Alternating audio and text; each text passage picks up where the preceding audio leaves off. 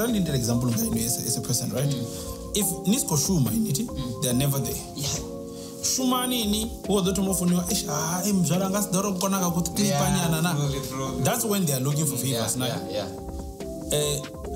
When you want you need help, nowhere to be found. About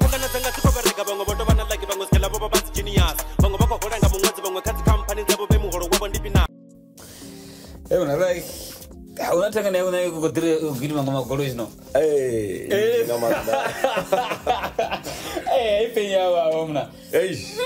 even bane baba mrao ka class like I still remember like there this other guy nobody chita maths literacy like I was school in maths literacy like nobody ka grade 12 ndichi yifunza abana ba grade 10 yeah after school was studies ndichi anda bari chikwa fundeza literacy ndichi kwamba zino like hala mathanga 3 of them ni ma teacher akona mail pain ya baba mna eba pain ya baba ngoti fana musi nomubona umuntu ore nikuduka ka grade 12 kana nika grade 11 kana nika grade 10 awasakoni mna nabona ore nikubudza bomwe ore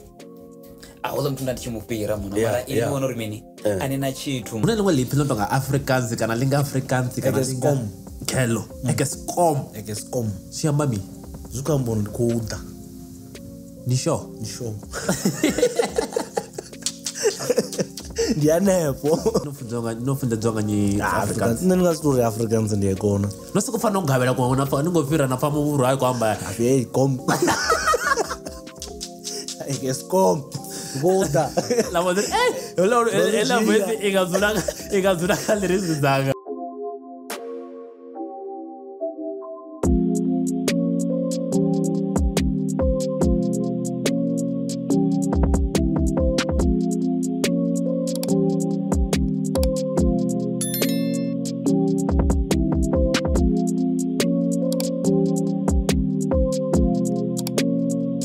Zobana bamkala kezobona mkala rodo hapo rabu ya 40 hapo ndiko nitanganedza ngo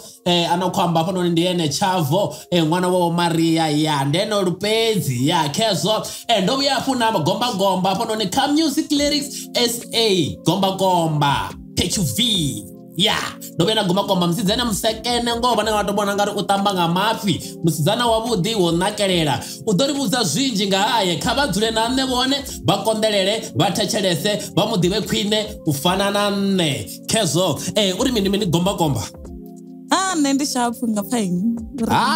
nendo ditakalela ngamanda ndichikotobona queen na msirodalelwa nga queen yeah tiniyo dana musi hapa yori kanda enikanda ngachapkoma yeah rukanda ngachapkoma queen yanepo yeah okay nefala na musiriko doamba zwinji nga ene ridomudiva queen na bathu badomudiva queen vamwe vanga va samdivi queen vasoko vona hoyu achikupira kana vamwe vasoko pfa nyimbo vasabvisori okay muthu ono imbo lwa limbo ndi hoyu ukumfesela so namusi ndori komumbisa mbudziso ene aripindura vantu vamudiva queen ne who's Pertu Pertu Vee kama nga Pertu Vee ne una vinga pa Pertu Vee yeah Pertu Vee ndi muomzana onobva amuraga yeah amazina ndipfi Petunia vutshilo maemu kana dama ndi wanala University of Venda nga xikolo yeah ndi Pertu Vee hoyo Pertu Vee yes V ko to dani kha ndo ndalchedza nga V arana ntachelesa zori ndori Petunia vutshilo maemu that's why ndori Pertu Vee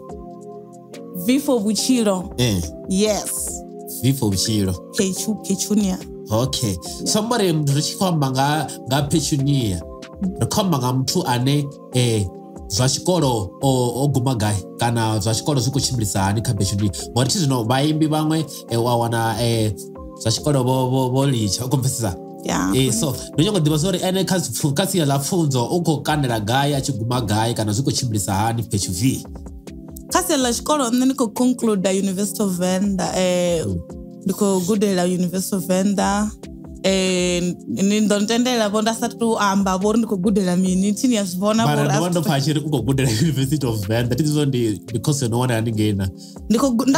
gudela University of Venda ndi dzhena tshikolo Univen u dzhena tshikolo Univen ndi to vhori atinga singo vho follow my degree yanga songo amba wa zori hapa noni alengo to lala zwavhuḓi nethi ngomba tshithu vhana vha tshi ngomba tshithu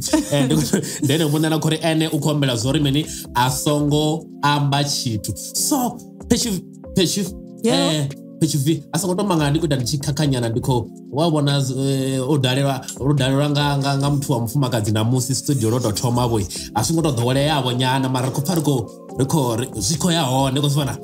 riko tenda zori bazana vanga vha ṱoḓa nga vhanzhi vha vhaimbi ra vha interview so kha ḓi vhudza hafha noni Pertunia and afulufhedze ambe ngo nṋe ndi funesa muthu ono amba ngo and ndi tshi musedza orality ndi vhona muthu ono dzhena kereke ono amba ngo na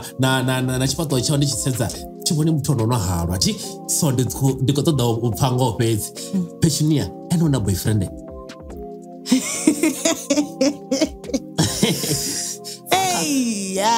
to be honest, I don't have a boyfriend. I'm not in a stable relationship.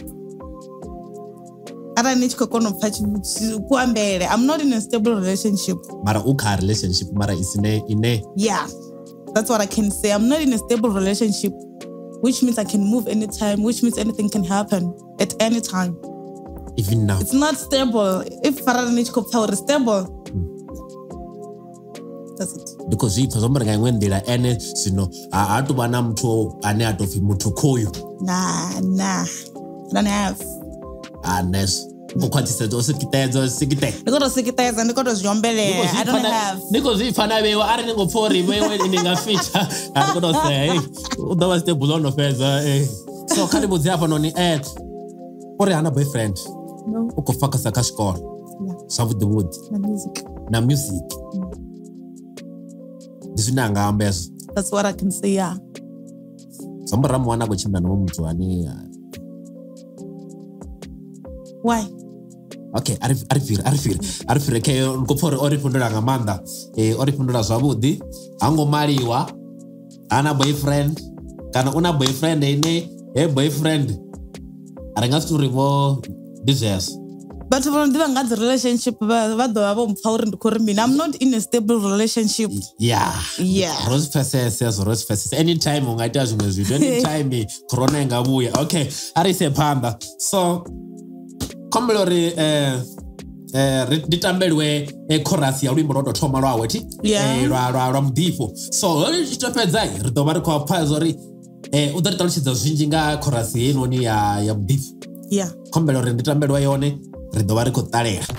Are you an artist and you want to book studio session, or you want Music Lyrics SA to publish your music, or you are a business owner and you want to advertise your business? Feel free to contact us on 063 001 8934 or email info@musiclyricssa.co.za.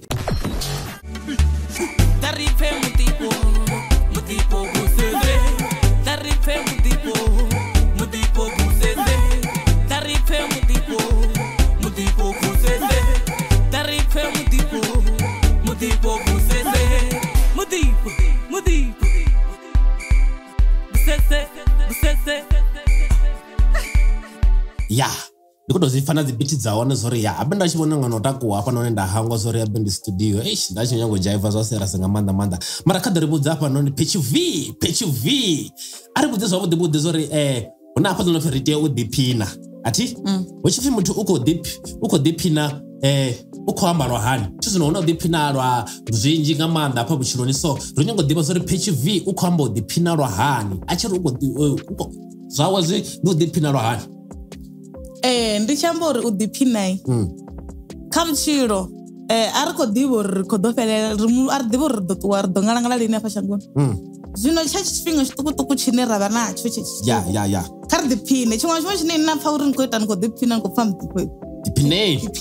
tshiṅwe na tshiṅwe tsha re na muḓifho diphineni ndi nga si ni khathele uri ini tshaṋu tsho ni khou ḓifha ndi tshifhio tshine ni na ita na pfa uri tshi khou ḓifha diphineni ngatsho. Yes. Yes, ni akhamba zwone. Ngazwo ndori asiki isikhathi asiphuzeni ndikho pfa uri ndaphuza ndiya takala. So ndikho pfa ojensa na lungu lwambo apho ndi lwambo delo lwa lujenisa asisko isikhathi asiphuzeni. asiphuzeli asikho isikhathi asiphuze khetshi tshifhinga khetshi kha ri nwese zwi tshi kha ḓi tenda wa nwene ya ndi a farafara nyana vho ri thi nwesa mara ndi tonwa zwa normally zwezwi zwo tori bibeli tshi amba uri muthu to wana ku wine nyana zitukutuku that's why ndi tshi khou ri kha ri phuze asikho isikhathi zwino nga si to imbavho ndi sathu zwi pfa uri unwa zwi a ḓifhavho ngo zwi vhona ya okay asikho pfala so kha ri fhirele phanḓa hafho ḽa tshi zwi kha ḓi tenda hu no tenda hunzhi so u khou amba uri zwi kha ḓi tenda mini hu no tenda uri kana zwi kha ḓi tenda zwi kho ḓi tenda zwimini zwi tshi kha ḓi tenda arali zwezwo khombone zwino ndo rali ndi na muvhili wonoyu ndi khou tshiṅwe tshi kha ḓi tenda tshiṅwe na tshiṅwe tshi kha ḓi tenda kha ene athina malwadze athina mini tshiṅwe na tshiṅwe tshi kha ḓi tenda thi ḓivhi uri ḓo vuwa ndi khou lwala lini a ḓivhi zwo ḓo vuwa ndo fa lini zwi tshi kha ḓi tenda zwino a ndi enjoye ndi ite zwine zwa ḓo ntakadza nga iṅwe nḓila ene u khou amba zwa uri ene tshiṅwe na tshiṅwe tshi tshe tsho dzudzanya nga ngona zwino zwi kha ḓi tenda arali zwino hapfi ndo maliwa zwiṅwe zwa zwithu zwi nga ḓo kona u zwi ita ngos vhona tshifhinga ndi tshetshe ene Pertu Vee u khou nyaga u mmbudza uri ene a vhuya a maliwa zwa amba uri ene zwa muzika khou zwi ṱutshela ndi nga si ṱutshele zwa muzika no ndi nga si ṱutshele zwa muzika ri khou amba nga muḓifho yes zwa amba uri miḓifho yo fhambana ine a khou i amba ine yanga i ṱutshela musi yes zwino a ndi zwiite zwa zwino zwi tshi kha ḓi tenda ndi sathu swika kha tshifhinga tshine zwa ḓo si tsha tenda zwi vhona a i ḓiphineni okay ri tshi kha ḓi tshila hu na ipfi ḽa uri ri kha ḓi tshila so ndi tshi khou ḓivha uri so ene u nyambudza uri vho faho a vha ḓifheli ti muthu o fa a u tshela tshino khou itea khaye muthu o fa o ṱuwa zwa fhela a thi hu pfi hu na vhutshilo vhuṅwe phanḓa ngei ṱaḓulu ri tshi ṱuwa nṋe ndi nga sia imbevha nga zwa ṱaḓulu ndi sathu ya ṱaḓulu mara bivhili i ralo mara zwa uri vha ḓifhelwa nṋe ndi ḓo zwi ḓivhela kae a thi arali muthu a fa a tshi khou ita zwivhuya u mbo ḓi ya ṱaḓulu a ḓifhelwa ninge phanḓa zwino ndi khou amba zwa lino lishangoni hune nda khou zwi ḓivha zwa ndi khou vha khou ḓifhelwa zwa ṱaḓulu ndi ḓo zwi vha ndi tshi vho zwipesa ḓa ndi tshi vho zwikwa hafho zwino so zwine amba zwone zwa uri ene u pfa nga ri mavhiḓani a u ḓifhi u ya nga ene mavhiḓani a u ḓifhi nṋe ndi ḓivha zwa uri muthu a ṱuwa o sala muya wa dzhaiva muya wa dzhaiva a u dzhaivi muya muya u ya nwa na hu khou nwiwa kani ngei ṱaḓulu so ndi khou ḓivha zwa uri zwi amba uri u ya nga Pertu Vee hangei mavhiḓani a u ḓifhi wa ṱuwa shangoni a u ḓifheliwi kana hu na vhathu zwi tou bva khori wo ṱuwa shangoni u tshi ita zwifhio na u ya nga Pertu Vee nṋe ndi tshi imba ezwo zwa muḓifho nda songo sedza zwa uri ngei zwa ṱaḓulu ndi khou ḓo zwo guma zwa muvhili wa muthu na muya zwo guma zwo fhambana ṋama ya muthu ya mavuni ende he ṋama ndi yone no ḓiphina hu ḓiphina ṋama he ṋama ndi yone no ḓiphina nga vhutshilo zwino zwa nge ṱaḓulu ndi ḓo vha ndi khou ni zwipela na vhaṱaleli nga nge okay Pertu Vee ari fhire Pertu Vee ari ndi kona u mufunela zwa uri u khou run straight to the point athi so kha ri fhirele phanḓa a ri ṱalutshedze hu na zwithu zwine zwa khou thoma itea hafha South Africa kha ri o thoma zwi tsheka a tshi khou zwi vhona na maḓuvha zwi khou kona u leledza zwi khou leledza ende zwi nga sa muthu wa mufumakadzi kana ene sa muthu wa musidzana kana wa mufumakadzi so zwi khou itiswa kha vheiwe badi na vhana so u wana u tshi pfi ri tshi vuwa u tshi pfi muṅwe o rwa musadzi ho rwa mufumakadzi wa gai ho remwa muthu wa mufumakadzi ho ṱuwa ṅwana u khou pfesa ende a zwi tshekesa zwithu zwone zwi khou tshimbila kha vheiwe vhafumakadzi a wana vhana vha vhasidzana na wana vha tshi khou tswiwa so a nga tori mini kha heḽo fhungo kana u pfa uri ḽi khou mu fara hani ndi nga tori a si fhungo ḽine ḽa nga to fara muthu zwavhuḓi muthu muṅwe a zwi pfe zwithu a zwi fari zwavhuḓi ngori zwithu zwo no khou iteesa zwi khou livhanyiswa na mafumakadzi ende na musi ho tswiwa ṅwana muthu no vhaleselesa ndi mufumakadzi o bebaho vho zwi pfesesa zwino arali hu na vhathu vho no khou ḓiṱalela ngei nḓavho khamusi vha tshi zwi ḓivha uri vha khou ḓi ita zwavhuḓi kha vhafumakadzi na vhana ndi khwine vha zwi ṱutshele vha tshile vho zwavhuḓi vhafumakadzi vha tshile vha si tshena pressure avho vha si tsha ofha vho shangoni heḽi noni ri tshile ri si na fia ri to ḓiphina vho sa vhewe vhannavho vheiwe ni na khou pfa uri ni na maanḓa o kona uri kunda u no ita zwiṅwe na zwiṅwe zwi pfesesa u khou ralo Pertu Vee ndi khou ralo so ene u pfa uri ringa zwi thivhela hani zwo dzhiwa ha vhana na zwo ruwa vhafumakadzi vho vhulewa vhafumakadzi na u dzhiwa ha vhana vha tshi rengisiwa u pfha uri u ya nga ene Pertu Vee zwi nga thivhiselwa hani hezwo zwithu? Ndi nga to kwama nga maanḓa heḽi zwine nda nga to pfha uri ndi khou to amba ndi shona nzoi hezwi uri zwi nga thivhelea hani uri vhafumakadzi vha si tsha tou ḓiwana vha khou tambudziwa vha khou rwiwa.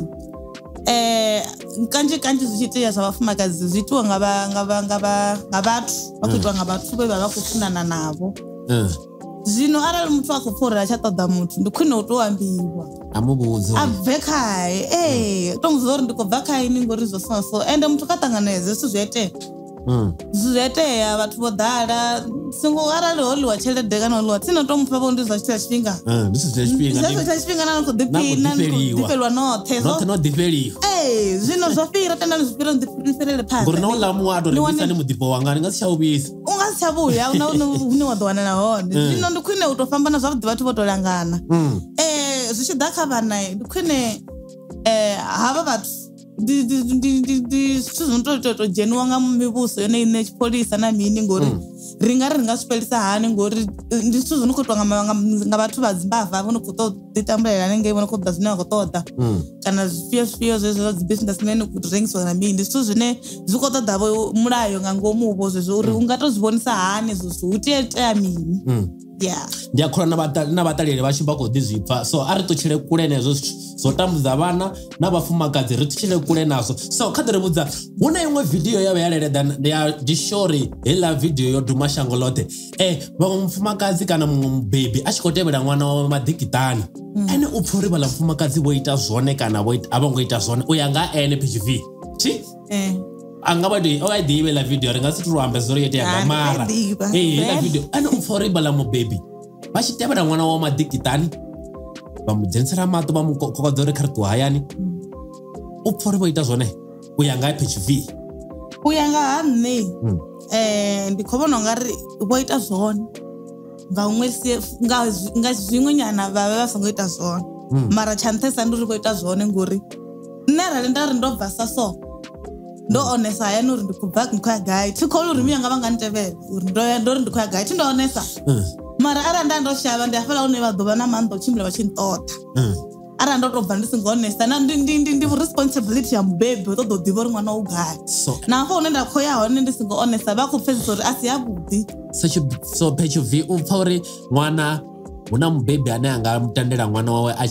tshi ya honest nga maanḓa wa musidzana a swika ri mmawe ndi khou ya biyani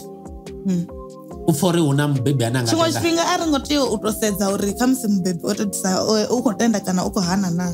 zwi wela na kha respect hezwo zwithu zwi ṱoḓana na respect zwi kwamana na respect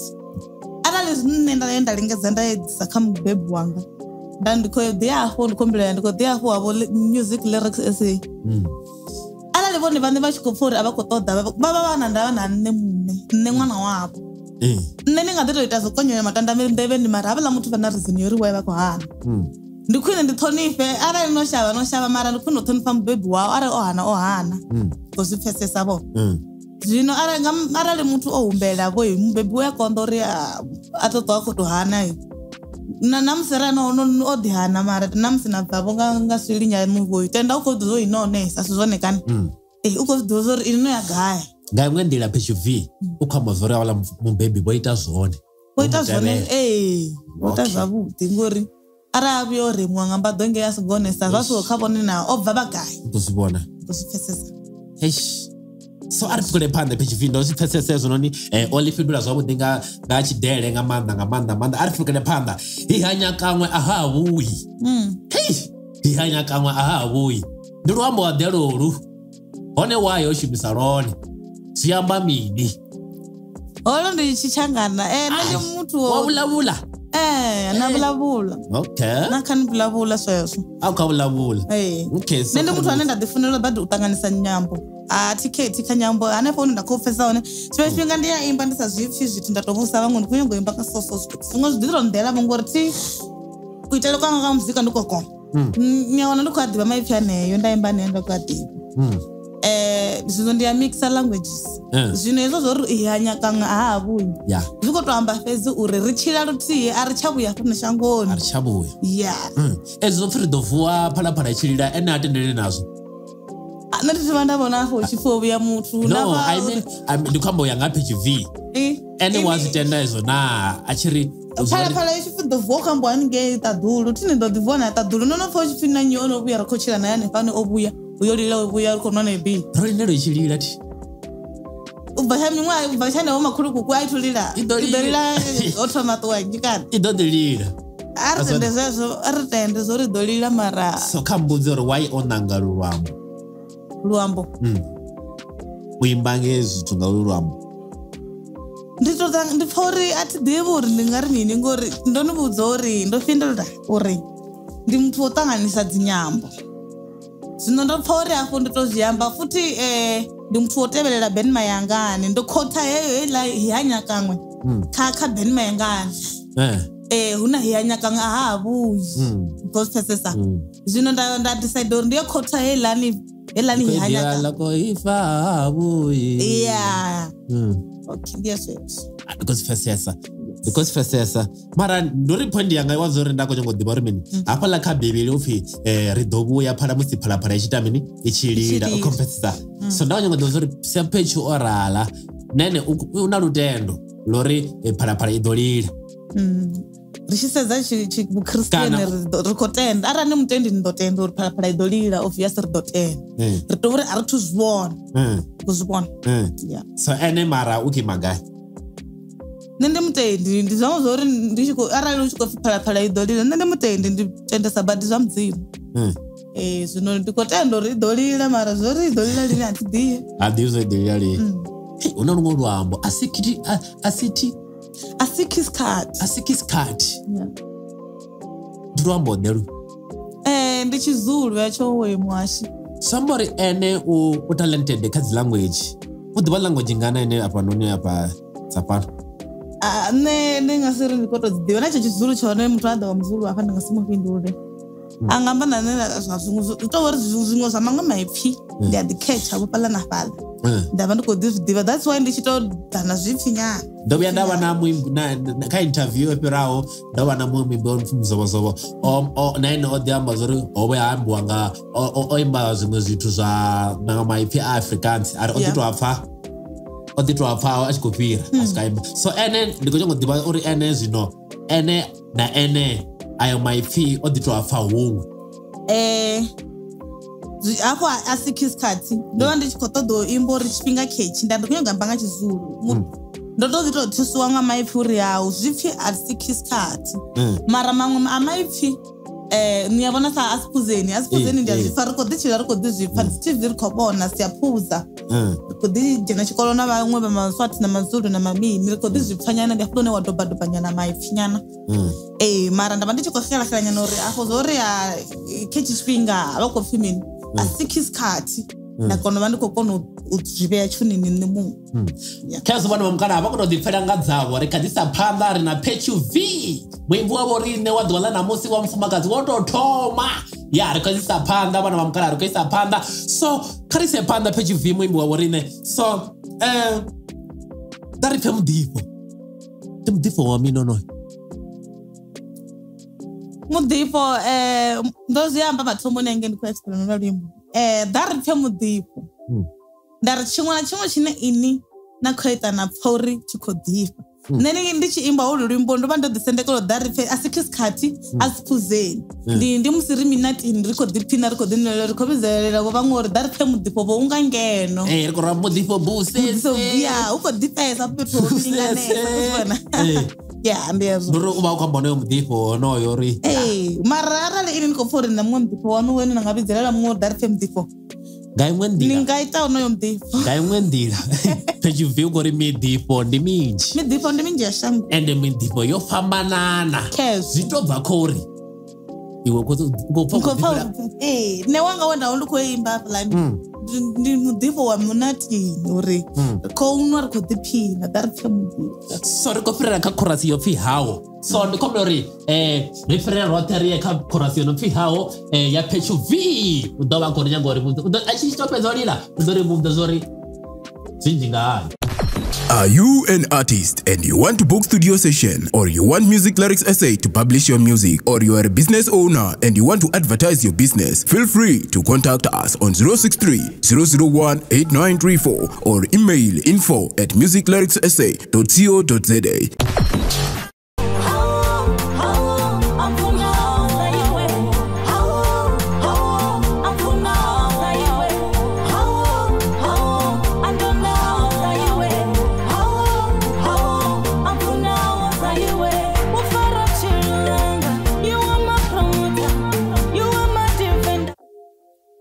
Rono jenesa fa rono jenesa rono nga muya ndo jenwa nga muya ndo zwa muzika wawe ndo wabuḓi nga maanḓa ṅwana washu ndo wabuḓi nga maanḓa muzika wawe nga maanḓa ndi a tenda na vhuye ndi ngo tendelana na nṋe vhewe na no khou thetshelesa ndi ngo tendelana na zwa muzika wa hoyi Pertu Vee ndi wabuḓi nga maanḓa. So ndi ngo ḓivha uri chorus yo ri hawo ati u khou amba nga nnyi hafhano.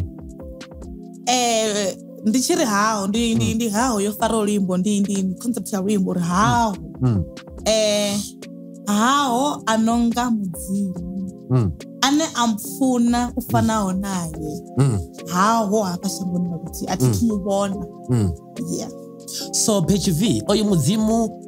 o mu itela mini tshi sa faniho na tsha vhaṅwe? Ndi khou mbeya khonani. Arali muthu a tshi khou ḓitshila roṱhe ri tshi khou ḓitshila sa so ni a zwi pfa uri hu na huṅwe hune hafhaḽa hu tonga hu na muṅwe muthu ane a thi ngo mu vhona mara zwiṅwe zwa zwithu zwo sokou itea zwine nga believe ya muthu ene muṋe u mbo ḓi ri ndi mudzimu. Ndi hezwo zwe nṋe nda zwi ita arali ndo pfha uri ndo shutufhadzea huṅwe fhethu kana ndo fhindulea huṅwe fhethu kana lufuno lwa mudzimu ndi dzula ndi khou lu vhona ngori ndi mukreste a thi ḓivhi vho ane ha tendi kha vukreste mara nṋe nda vha na zwivhuya nda vha na zwifhio na zwifhio ndi pfha uri ndi mudzimu vho no khou nkonisa. So Pertu Vee so ndi gai na gai ti hune a nga tori o sedza a wana uri haho hafha shangoni u tshi khou tshila ti nga maanḓa u tshi khou tshila na vhathu hu na vhangana hu na vhaṅwe vhatsini hu na mashaka hu na dzi boyfriend hu na vhanna hu na vhakalaha hu na mini hu na tshithu tshine nṋe nda ḓo tshi ṱoḓa tshine nṋe nga ḓo kona u nyitela tshone hu na lufuno lune nṋe nda ḓo lu ṱoḓa lune nṋe nga ḓo kona u lu swikisa kha nṋe. Muthu wa ḽino shango u ya shanduka zwino ane a vha mudzimu ha shanduki. Ndi ngazwo ndi tshi ri hawo amfuna u sa mudzimu. Ndi khou thoma u zwi vhona zwo ri vhurereli hawe kha dzi tshikriste nga ngei nda ri o fara vhutshilo hanga u mupromoti wanga usifisesa u mudifendi wanga ndiri ndo rali so muthu anga soko vhona nga ndi Pertu mara huna zwinzhi zwine zwa khou ḓi itea mara na ḓi ngwana uri ndi Pertu khola ndi nga tshiri tsha mudzimu hezwi ndo to rali. So ndi khou ḓa kha ene mbudziso o fara hani vhutshilo hawe Pertu Vee? Mudzimu o fara vhutshilo hanga ngori vhutshilo hanga vhune the way nṋe nda vha ngayo zwoṱhe zwine nda vha ngayo arali ho vha hu si mudzimu ndo ḓivha ndi songo to rali ndi khou ḓi wana ndo to rali ndi kha ḓivha na mutakalo wavhuḓi fhedzi ndi khou imbelela na mini ndi ngauri mudzimu vha hone wo fara vhutshilo hanga zwoṱhe zwine nṋe nda zwi lilela zwi ḓivhiwa nga mudzimu. A u tshwaneli muthu hani? Ha fani na muthu mara Bivhili iri mudzimu o sika muthu a tshi ḓifanyisa. Ndavha nda ri ha fani na muthu ndi khori zwine ini na ḓo nyita a zwi fani na zwine mudzimu vha ḓo nyita. Zwine mudzimu vha nyitela ini ni nga si zwi swikelele nda nga ri ndi khou ṱoḓa nda nga ri ndi khou humbela 5,000 kha ini zwino afho ni ḓo shavha ni ḓo bva ni tshi ari ndi nayo ndi nga mufha kani ari ndi nayo ndi nga mufha a thi ḓivhi zwo ri mini mara nda vha nda zwi fanyisa nga nḓila zwo amba zwo ri zwine phindulo yanga nṋe ndi ine nda khou sedza uri i bva ha mudzimu. Zwino zwine ene a khou amba zwone zwi khou ri u khou ri a tou ri murena ndi khou humbela 5,000 kha u khou ṱoḓa 5,000 zwino mudzimu vha nga musendela zwino mudzimu vha nga si ntsendele mudzimu vha nga to ita dembele vha nga to dzhenelela nga iṅwe nḓila uri nṋe ndi heiḽa mbilulo yanga ine nda khou i ṱoḓa ndi ri hezwi ri tshi khou tou amba ri nga si tou exact mudzimu hathu vha a dzhia tshithu afha muthu nga tshanḓa na ḽiṅwe ḓuvha zwithu kanadzea ndi kuambele kune rine ra kushumisa zwone nga lutendo lwashu nda vha nda ri ndo vha ndi khou lila nga so na so mara mudzimu vha ḓa vha mphindula so ene Pertu Vee a i ṱoḓi 5,000 ndi khou i ṱoḓa ono vhuya vhudza mudzimu uri khou ṱoḓa 5,000 ini ndi tshi ḓi zwo ndi tou zwifhindulisa hani ngori a huna muthu ane anga ṱoḓa a ri ndi khou vhila 5,000 kha mudzimu vha ḓa vha ri kha 5,000 ṅwananga mudzimu vha shuma spiritually nṋe ndi nga ri khamusi ndi example yori ndi khou ṱoḓa 5,000 okay a ri bve hafho ri ḓe nga nḓila ine khamusi ndo zwi pfhesesa ndi khou lila uri murena wanga a thina tshithu kha vhutshilo hanga ndi khou ṱoḓa so na so a thina mini ndi khou tambula nda vhudza mudzimu nga mbilu yanga nda tenda uri munango mudzimu vha ḓo bveledza nahone nga ḽiṅwe ḽa maḓuvha hezwiḽa zwithu ndi nazwo ndo zwi swikelela ndi nnyi o ḓo ampha ndi mudzimu vho bveledzaho nḓila vho vulaho nḓila uri nango nṋe hafhaḽa fhethu he nda zwi humbela zwi konadzee ndi khou zwi pfhesesa ndi khou zwi pfhesesa Pertu Vee o ḽi vhea nga nḓila ḽa vhudele ri khou isa phanḓa vhana vha mukala ri tshe roṱhe ri na muimbi wavho rine Pertu Vee ri khou isa phanḓa ri na muimbi wavho rine Pertu Vee nguwe wedwa wedwa ari ndi sokou vhala zwone ampharele sizinochi luambo lo fhambana vhathu vhaengelo vhavhane wa luambo uyangithanda wena uyangiphilisa nguwe wedwa uyangithanda wena uyangiphilisa ndi iwe mudzimu u woṱhe vha ya mpfuna vha ya tshidza amen wa dzhena kerekene nṋe ndi a dzhena kereke na vhuimbeleli yanga ndo guda kerekeni so somebody Pertu Vee ndi muthu ane wa imba na gospel that's why ndo zwi thoma na mathomoni ndi tshi zwi amba nda ri I'm a vocalist khamusi ndo fhufhiwa nga tshikhuwa English yo dia ndi muimbi ndi muimbeleli arali hapfi muimbeleli ndi muthu ano fitho u imba tshiṅwe na tshiṅwe ndi muthu ano tou imba khou zwi pfhesesa ri nga si dzhie murepa ra kha kerekeni a nga si zwi kona arali a khou repa mara nṋe ndo rali ndi ya kerekeni nda sika nda worshipper ndi tshi khou imbelela mara kharali o dzhia murepa a swika a imba a khou rwa dzi lyrics dzawe nga dza mudzimu a khou losha mudzimu vha khou losha mudzimu ndi khou amba uri heiḽa gospel yo no lidziwa kerekeni ndiye muthu o no imbelela ndo zwi pfhesesa ndedzi dzi gospel dzine ra dzi ḓivha mara even u amba nga mudzimu ndi gospel nazwo mara gospel ine ra tou ḓivha instrumentals dza hone ndi dzedzi dzine dza na vha ni khou tou flowa ni khou imba hayi murepa a nga si a zwi ite zwa zwithu a nga si lidzelwa instrument a repa vho kerekeni a zwi zwithu vha hone hezwo zwithu. Are you sure? A thi thu ṱangana navho nazwo nga kupfhesesele na kuvhonele kwanga thi khou uri zwi nga tshimbila sharp mara ene muṋe arali kha musi hapfi khou khou tou ḓitela a nga ḓisikela zwa ita khezo vhana vha mukala vha khou tou ḓipfhela the music lyrics SA ri na Pertu Vee. So Pertu Vee ndi khou funa nga nḓila ine a khou mpindula ngayo u khou tou ṱuwa too straight ane and ndi a kholwa zwa uri vhathu vha khou doba zwine vha khou doba zwone vha tshi khou thetshelesa Pertu Vee ati so Pertu Vee u dzhena kereke ifhio?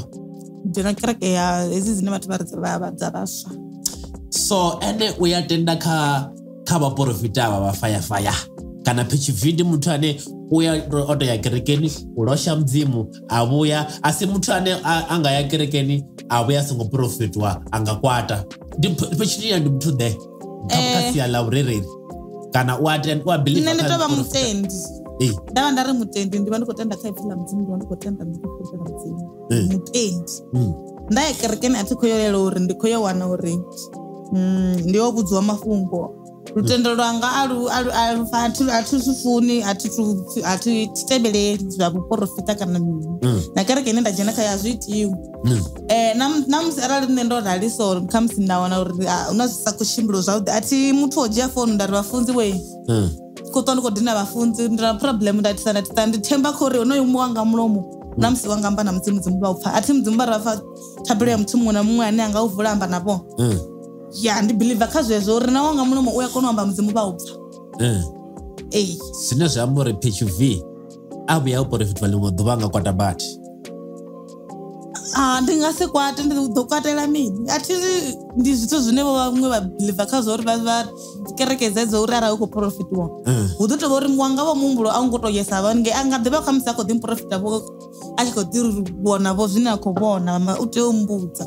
mara athi muthu ane nga ndo to pfi ndi khou to lile ndi khou to zwi ndi a zwi funesa lune nga to gidimela tshiri huna kereke ifhio ya vha profita ndi khou to gidimela yone ndi mara mbudziso yanga ndi uri Pertu Vee uya believer na kha u vhafunzi vho profita na fire athi believe no I believe cars nda khou ṱoḓa zwezwo Pertu Vee. Thank you. So Pertu Vee ndi muthu ane una manager kana kha muzika wawe kana muzika wawe u to ḓi tshimbidzela ene muṋe ne athi thuvha ndi muthu ane athi thuvha na manager vhutshiloni hanga hoṱhe a hu thuvha vhona apfhi ndo vha nda managiwa ndi muthu ane nda khou tou ḓi shumela nṋe muṋe yeah why